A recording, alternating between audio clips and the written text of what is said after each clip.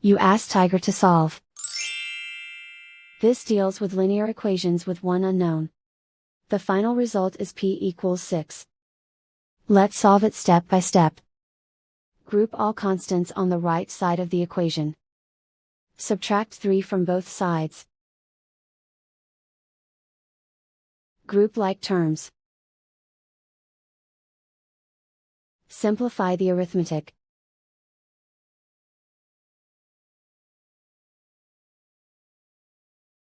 Isolate the p. Divide both sides by 2. Simplify the fraction. Find the greatest common factor of the numerator and denominator. Factor out and cancel the greatest common factor.